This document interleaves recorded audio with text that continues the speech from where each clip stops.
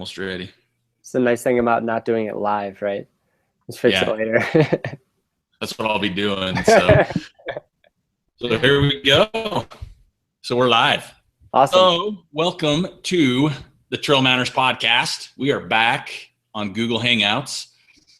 We've got Joel here. Hey. And we have a special guest today. Well, we always say that. And listen to this. So this guy is a photographer, filmmaker, producer, director, runner, husband, dad, and rumor has it he's a pretty all-around good guy. So who is it? So today we are going to be talking. Well, it's a rumor, right? So today we're going to be talking with Matt Trappe out of Colorado. Matt, thanks for taking the time to join us here for the Trail Manners podcast. Yeah, you bet, guys. Thanks for having me. So, and we discussed this before the show started, but me and Joel today are having some Sam Adams Nitro IP rolling for us. So, yum. So, cheers to a good show. Yeah, cheers. So let's just dive right into this. All right. Yep. So, how did you get into like your photography and your videos and your your filmmaking? How did that roll about? It was probably started in grad school almost for me. I was in business school and spent a couple semesters of that, basically half the time in Europe traveling. And school was very secondary to just an opportunity to see the world without a lot of obligations. And I took a ton of pictures. I just traveled everywhere with the camera. Sometimes I could get people to go with me. Sometimes I couldn't, but I would just go places, hop on a plane or a train and just go somewhere with my camera and just wander and start shooting. And so that, I think, kind of sparked it a long time ago. And it wasn't really anything for years after that. Got a job, worked in corporate America and did that for a while, really kind of figured that out and what I thought of that. And then decided to give something that was more of a passion a shot. And and here I am now. So that was probably, I think it was 4 or 5 years ago that I really kind of started this. And then like 2 or 3 years ago, I really kind of jumped in full time. So you kind of mentioned it there, and that's something I'm really excited about because you said you wanted to find something you're passionate about. Yeah. We've had this conversation before, and I told you personally, you kind of inspired me to do something like this podcast because I wanted to do it for so long. I love it. But I had a chance to run with you in Silverton. Yeah. A couple of years ago on the Hard Rock course, we had some pretty good conversations kind of when we met. Yeah. So that jumping all in, I think is awesome and scary at the same time. So talk real quick, talk through the process, that decision, because, you're a family man. Yeah.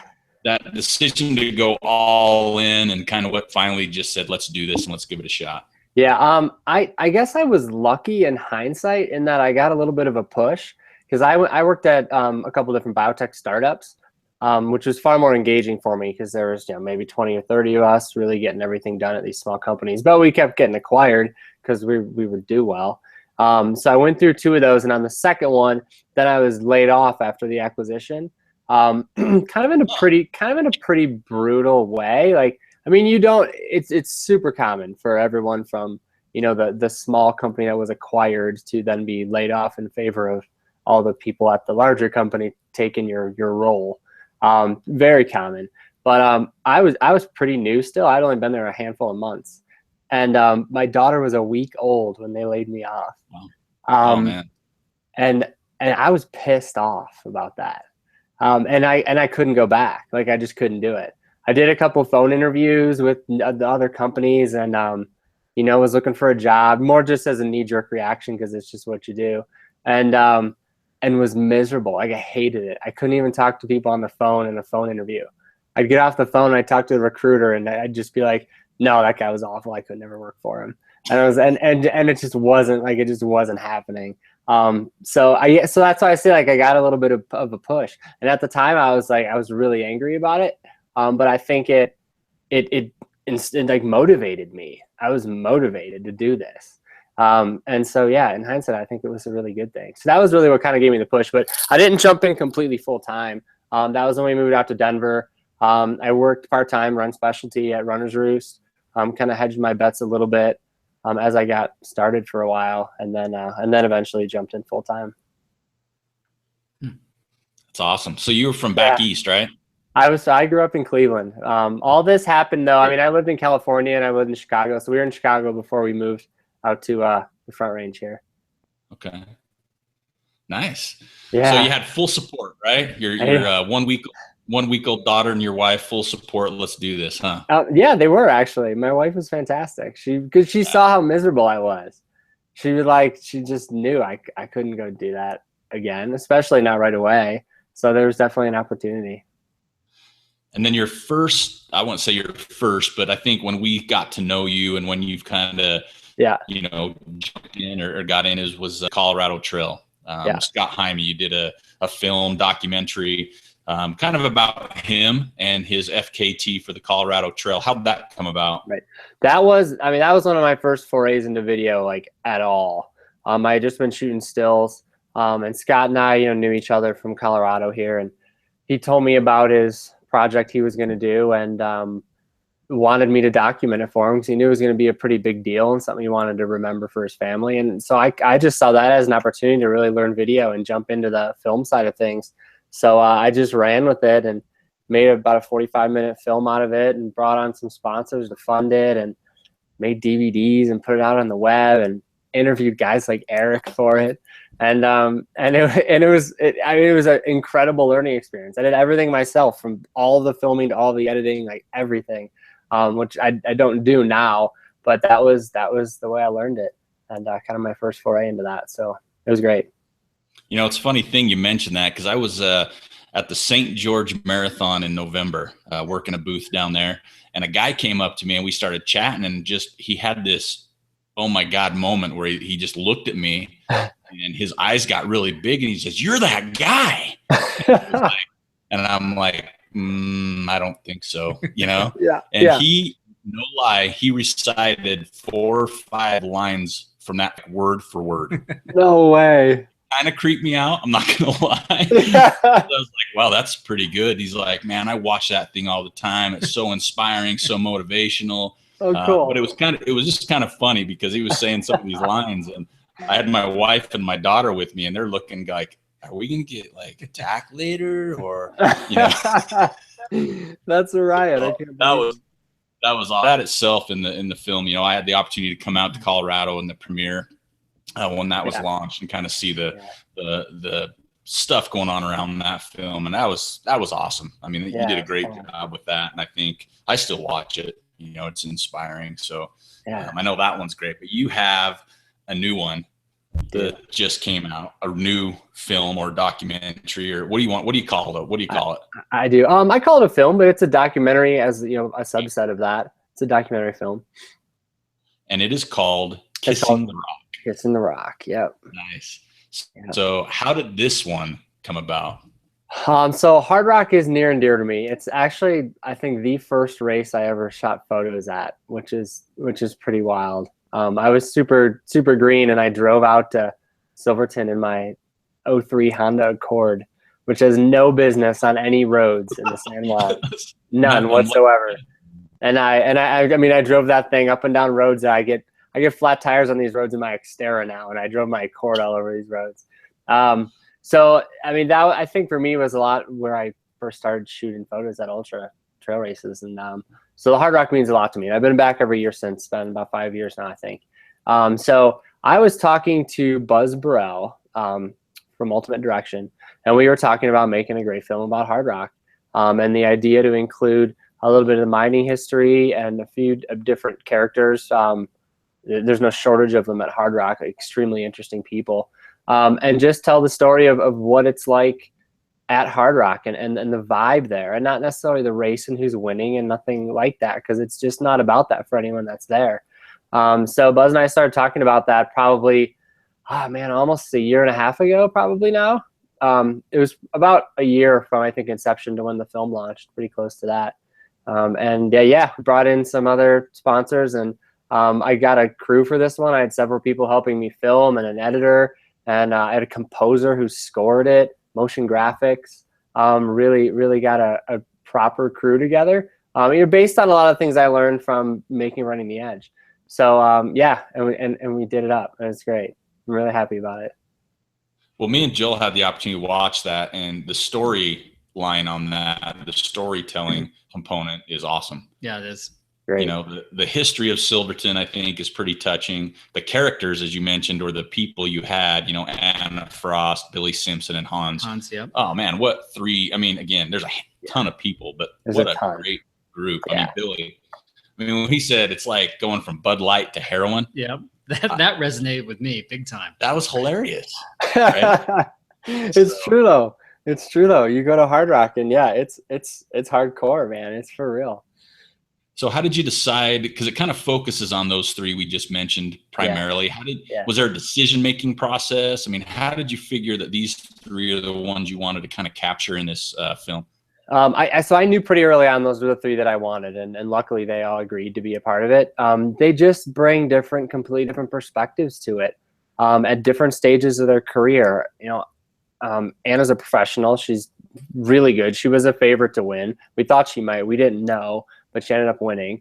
It was her second 100-mile race ever. And then, you know, Billy's was going for his 10th finish. Kind of grappling with that, and Hans is kind of even further along. He's still trying to finish these things and trying to grapple with the idea of just being not old enough to do it anymore, despite having finished 140 of them.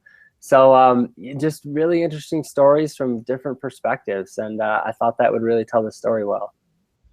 Well, when you mentioned Hans, for those that don't know him, he's what, 75, right? 75, yeah. 75 years old, and Yeah. even though I'm going to read just a quick little stat, because there's some listeners out there that know much about Hard Rock, and we'll get into it here.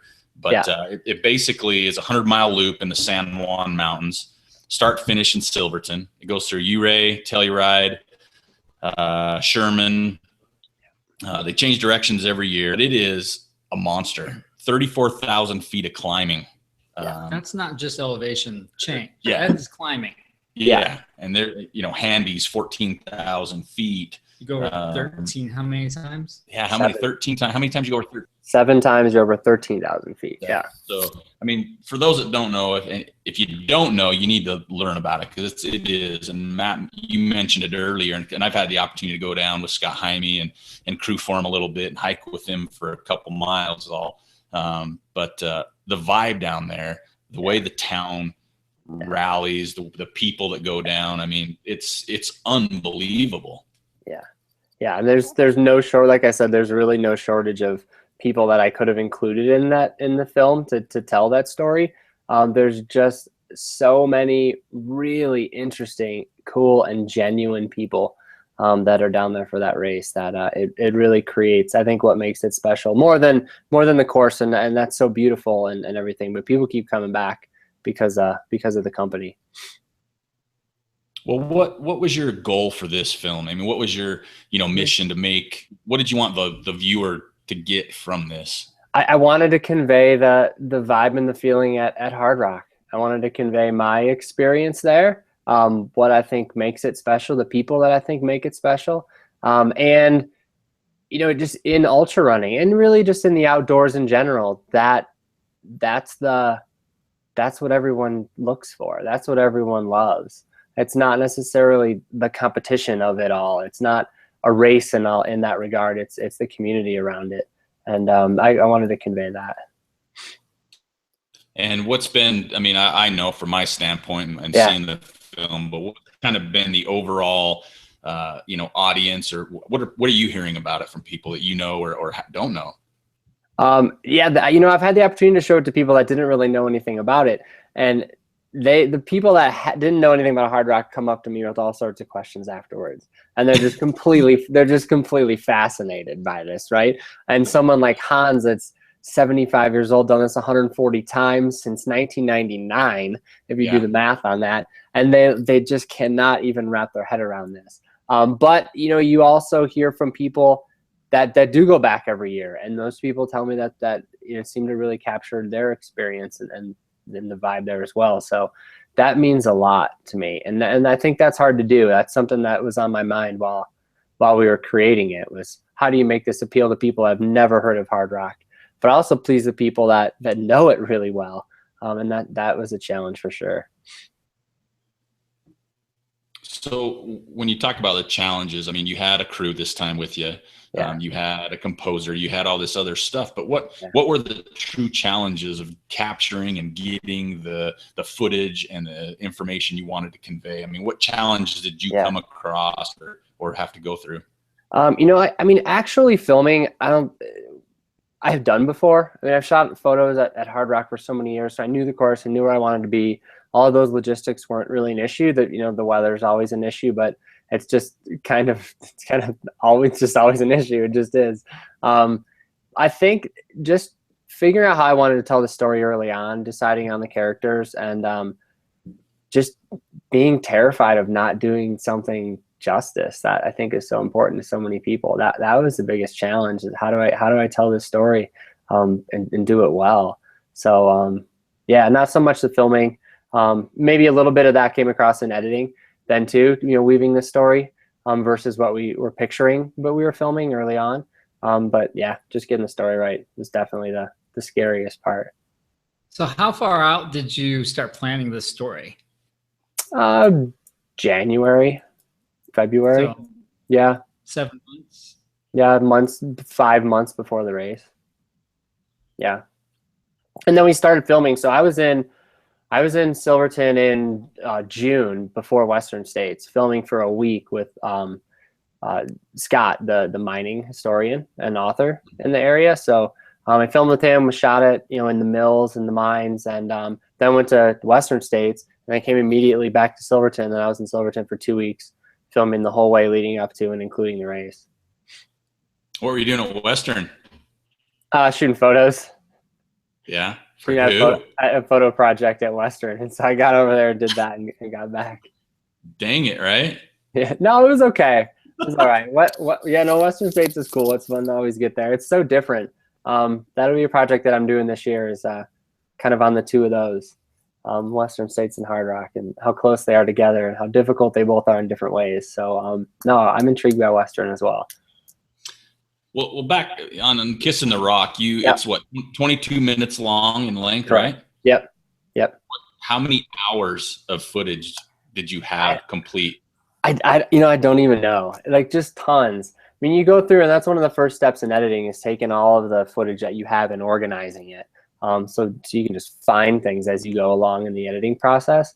And that takes a bit of time, but I don't even know. Hundreds of hours probably. And it goes to 22 minutes, right? Yeah. There's just so much to edit. So and it's just a puzzle that you can never finish. Almost, you're just always moving things around and rearranging this and adding this and removing that, and so yeah, a lot of juggling. Was there any parts that I would maybe a favorite part, or parts that didn't make the film that you liked that not maybe you didn't wish they were in there, but are kind of close to you? Is there something like that? There's a story that Billy told, and I should just cut this and just put it out because it's really cool. There's a story that Billy told about the first time he came to Hard Rock, and I mean, he goes on in the story for 10 minutes. Like, I couldn't include it; it would have been like half of the film.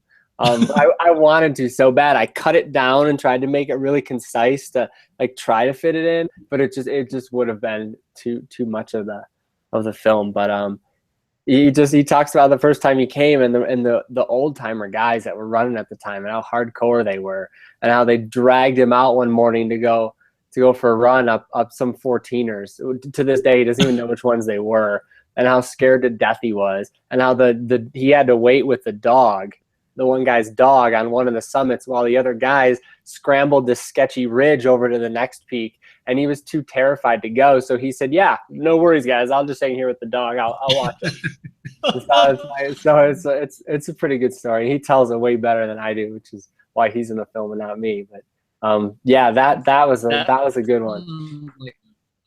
That sounds like another like a little like snippet. Yeah, I'd pay a couple bucks to see that. It's really good. It's funny too, like just the way Billy tells stories. Like, he makes you laugh and then he makes you kind of wonder, and so it's good. Well, in the film too, I mean, as much as you talk about the history of the town and I mean, the scenery obviously is gorgeous. Yeah, it's remarkable, but it's emotional. Yeah. You know, it's 22 minutes long. You know, I watched this, and there were times where I was inspired. I wanted to go out and just run up the biggest peak I could find Yeah. in my PJs. And then the next moment, you know, where Hans talks about, you know, when he can't walk anymore, and, you know, talking about Alzheimer's, and it's emotional. And as not just a trail runner or an athlete, but as a human being, I think people can relate to that. And overall, I think that's just remarkable, bringing that through the film. Yeah, it was. I mean, I was just really lucky that Hans, especially, I mean, but Billy and Anna also, they opened up to me in the interviews, and really, you know, told me things and weren't afraid to shed a tear. And that says a lot about them. And so I'm really grateful for that, because it makes the story really impactful. Well, I think you do such a great job, because again, you know, with the Colorado Trail, and as well as this one, you have funny moments where you know, you sit in the theater and you sit in the audience and people are just cracking up. And then there's an emotional part that comes up, and you cannot hear I mean, you can hear a pin drop. It gets so quiet, because you can almost feel everybody connecting to the moment. And that's not easy to do. I couldn't imagine. Yeah, but that's definitely a goal. I mean, I want there to be, you know, a lot of ups and downs in it. I mean, that's how these stories go. That's how people connect with them emotionally, is feeling all sorts of different emotions, good and bad, throughout the film. And so I try to do that. I try to really convey the experience, you know, emotionally, a well-rounded story. So yeah. I'm gonna put you on the spot, because I've been asked this multiple times. Okay. Why was it only 22 minutes long? It's I thought the length told the story pretty well. I was intended to make something in the 20-25 minute range. It fits well in film festivals. It's I think for the distribution that we wanted to do, we're kind of doing this tour at, you know, specialty run stores, and it's paired with run clubs, and they're kind of making a night of it. And I just think that length fits a little bit better. I think when you start to get to 45 minutes, it's something that's, you know, a little bit more of a dedicated event, maybe in the theater, than part of I don't know, just a different type of event. So I think the shorter length goes pretty well. But I do hear from people that they wish it was longer. So I guess that's a good thing, then, rather than telling me they wish it was shorter.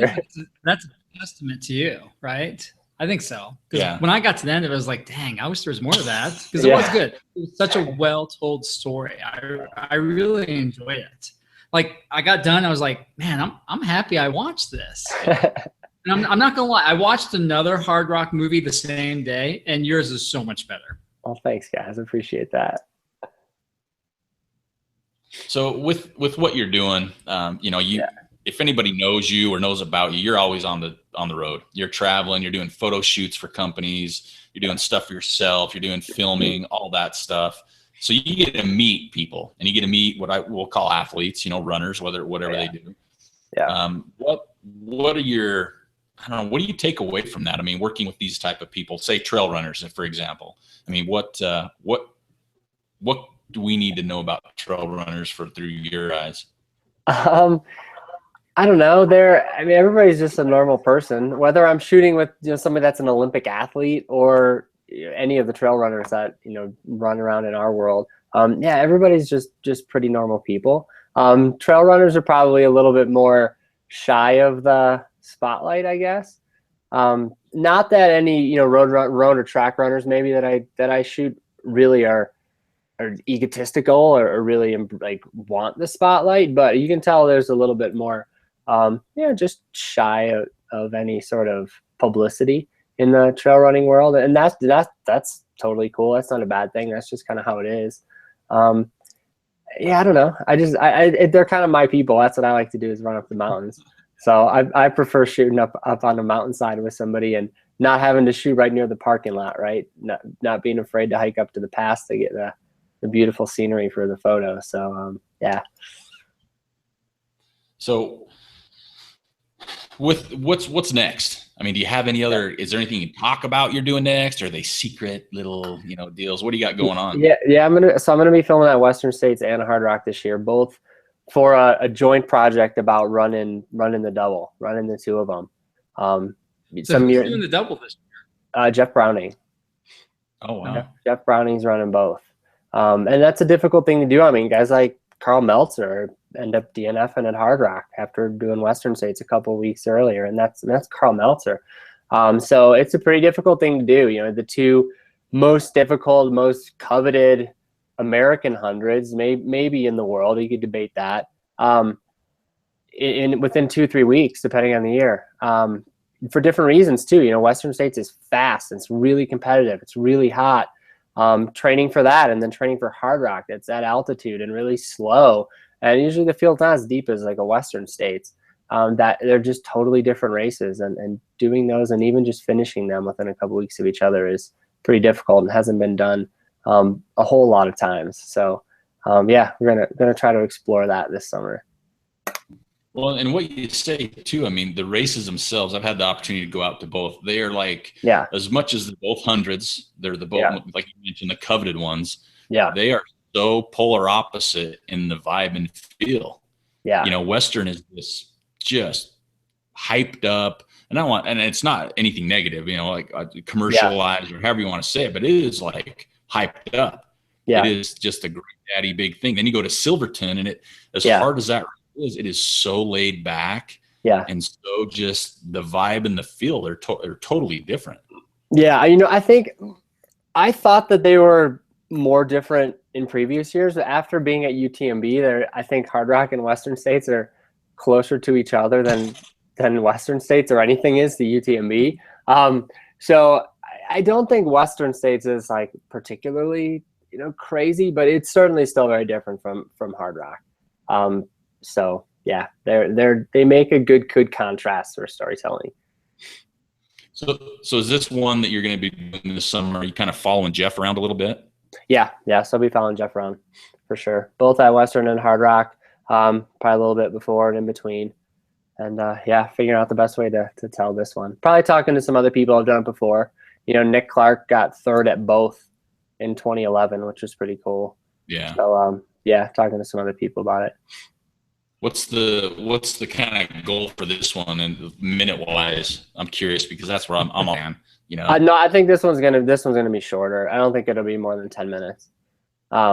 But we'll see. I mean, we'll see how the storyline ends up going. You kind of sketch it out, and you think you know what it's going to be like. You think you know what's going to make sense, but you don't know what's going to happen either, right? So you have some lines in the water that you're filming for storyline wise, and then you just see what ends up happening. And sometimes that dictates the length too. So we'll see. So are those kind of is that kind of the big project for the year right now for you that's on your radar? That's kind of the next big project. I mean, there's several different photo shoots. It's kind of funny. Like it's cool doing both, and I really like shooting video and photos because you've got photo shoots they come and go. They're a little bit more of a flash in the pan. You know, maybe it's a few days, even if it's a big shoot that lasts a week. You know, then there's days of editing, but then you're kind of done. Video projects, they take, you know, a year of planning and scripting and permitting and editing, you know, and so those kind of are the longer term projects. So the one with Western Hard Rock is next, and then there's some other things for later in this year that I'm really excited about too, but don't know a lot of details about them yet, so I can't really speak without probably saying something wrong. We do that all the time. Yeah. So but really cool stuff for later in the year too that I'm really excited about. So being the filmmaker, you know, everybody's got bucket lists for runners or, you know, whatever else. What's your bucket list film? Like if you could do anything, the budget was there, the time was there. What's your big one? Is it a UTMB? No, I don't think it's race oriented at all. And I don't know that I don't know exactly what it is, but I don't think it's race oriented, and I don't think it would be necessarily demand a particularly big budget. I just like really trying to tell a story, you know, like we talked about with, you know, emotional ups and downs and laughs that take people on a little bit of a roller coaster, but a human story, like a story about a person with a really unique experience or really unique story or situation or Something like that is really what I'm always looking for and wanting to tell. So it wouldn't necessarily demand a big budget, and I don't know what it is, but you just have to talk to people and meet people and read about things, and that'll come up. Well, I'm ready when you are. My slate clean, so we can do this, right? So with saying that, I got a question for you. Yeah. You ready for this one? Yeah, all right, go for it. If you made a film or documentary of me, what would you call it? I mean, Trail Manners is really obvious, right? I don't know. I don't know. How about like Trail Manners, warm and snuggly, something like that? Trail Manners, the cuddly bear. See, I don't know. I could see that on a marquee. I'm like, Trail Manners is the obvious one, but I don't know, Eric. We'd have to talk about your story, man. Get deep. Oh, that's a long. We got a lot of time for that. That's for sure. That's a whole other episode. Maybe it really is. Yeah. So we need a shrink. Yeah. Oh boy. Go get me started on that, man. I don't have the money for that right now. It's time for my medication anyway. So what if there's a documentary on you? What would you call that? What would it be about? Oh, I don't even know. I mean, the thing that inspires me the most is people like what you guys are doing. People that just pursue their passions and don't care what anyone else thinks. Don't care what the societal pressures are. Don't care what your family thinks you should be or do for a living. And people that kind of at all costs really pursue something they feel strongly about and they just love. So I can get behind anything like that, and so I would hope my story would include something along those lines. But that's the story I like to tell about other people too, because I'm inspired by that. Well, you see a lot more, and again, I'm going to have to go back to the trail side because that's kind of what we do here. Yeah. But as far as trail running goes, you definitely see a lot more videos and film. Photos have been there, and I think still they're increasing. There's some great photographers. What would you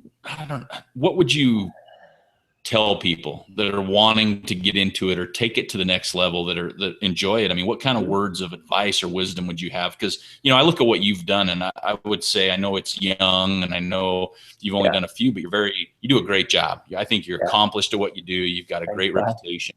What would you say to somebody that wanted to crack this nut? I would say two things. Shoot a lot. Shoot as much as you can all the time, and don't be afraid to shoot terrible stuff. Like don't not shoot something because you don't think you'll do it well. Go shoot, whether it's photos or you're shooting a film project. Just shoot a ton and learn as you go. That's just, for me, that's just the best way to learn. I can read something all day, but if I'm not doing it, I'm not really learning anything. And then too, like on the business side, if people are trying to make a career out of something like this, treat it like a business. Don't shoot for free. Don't just be pretty serious about it from the business side of things. And I think if you're really passionate about it, then with those two things, you'll get somewhere.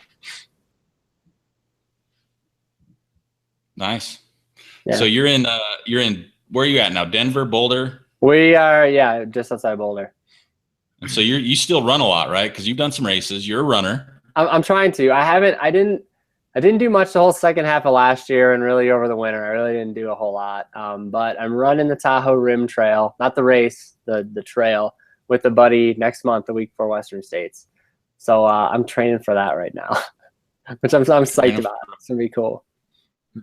That's good, and it's kind of no pressure. I'm gonna get to do it that way. Yeah, it's not a race. It's not like there's just this one day to do it and a time running in bibs or anything like that. It's me and a good friend, and we're gonna try to do it in 6 days, which is 30 some miles a day, and just enjoy ourselves and just be out on the trail for several days in a row, phones turned off, enjoying it. So I'm excited for that. So we're trying here. We're trying to find a good spot so we can show Kissing the Rock, because it's going to be one of my favorites, and I can't wait because it's going to have people eventually to download, right? They can buy it or something, I'm hoping. Yeah, it'll be on the web this fall. I don't have an exact date. We've got a lot of shows, at specialty retailers and a few other venues around the country. And between now and about Hard Rock, middle of July, and then it'll be in the film festivals, like Trails in Motion and the Rain Shadow Running Film Festival, and those will be this fall. And then it'll probably go on the web shortly after that. I think will be the timing. So, yeah, watch for it if it's not in your town, or tell your local run specialty store to check out the website and contact me. We can set up a show. So that's what I was going to say. If someone wants to, they just go to kissingtherock.com, right? Yep, that's right. Yep. And they can reach out to you, set up a show. Yep, there's all sorts of info on the film and the trailers there, and there's photos. Of course, the showing, the screening schedule, and there's a place to reach out. So if you want to help set up a show, I can't do that all by myself, so I rely on people reaching out to me. We'll set you up with the tools, and you can make it happen. Some have been benefits. There's been benefits for the Dana-Farber Cancer Institute. Was the screening out in Massachusetts. There's been a couple that we've done for the Jill Zucker Memorial Foundation, which is the scholarship fund in Silverton for the high school kids in the San Juans. So we can make a benefit out of it too. I'm all for that. So yeah, reach out anytime. And then, I recommend everybody too. I know it's been around for a little while, and I know a lot of people have seen it, but Running the Edge of Colorado Trail, they can purchase that one right now, right? Yeah, that's on Vimeo. So if you just search for Running the Edge on Vimeo, it'll pop up there on Vimeo on demand, and you can check it out. You can see Eric. Eric's the comic relief. Everybody always gets cracked up at Eric's lines. So I think you've got to watch it just for that. Well, I'll tell you what, like I said, I didn't see the movie. I mean, we shot some footage. We were at Speed Goat when you were talking to me. Yep. And I remember going to the theater that night, and I was excited to see it. And Scott Hyme's son, Jackson, comes up to me, and he's just laughing. He's pointing at me laughing. And he's like, "Oh my gosh, man, I can't believe you said that." And I'm like, "What did I say?" 'Cause it was, it was like 9 months later when the film comes out. Yeah. And I remember sitting Denver in this movie theater with a bunch of people I don't know, and some I did. People are having beers, and I'm watching, and it was a theater, okay? It was a big screen theater. My God, my head covered half the screen the first time, and it scared me. I was like, oh no. I didn't remember what I said, but I enjoyed it. It was awesome, and I tell you what, I look at it as a privilege and an honor to be part of that, because it was just an amazing film to me. Yeah, no, it was definitely fun, but you were particularly good in that. You got a career outside of podcasts. You made me look good. Let's put it that way. I don't know about that. Well, Matt, I can't thank you enough for put all your information, kissingtherock.com, trappephoto.com on our website. We're going to encourage everybody to reach out to Matt. And I feel pretty fortunate that I got to know you when we ran a little bit in Silverton and met sometimes before and after. So I feel fortunate to be able to call you my friend. But I think you do an amazing job. Thanks, buddy. I know the trail running community is lucky to have your skill set, so you can relay those messages for the people that can't get down and see these things, or maybe inquisitive a little bit more. Yeah. So I appreciate you joining. I can't wait to go offline, talk to you about the new Trail Manners film that's going to be coming out. We got to work on that name, though. We got to work on a name. We'll figure something for sure. If we have a couple more of these nitros, I'm sure we could come up with something tonight. So. Yeah, right. Something inappropriate. Hey, there's nothing wrong with that. Maybe that would be appropriately inappropriate. I mean, have you shot a film that has not been everybody could see? I could be that next level for you. Yeah, maybe. You can really branch out of the tame trail running world. I would need some body doubles at times, but we can figure that out later. At times.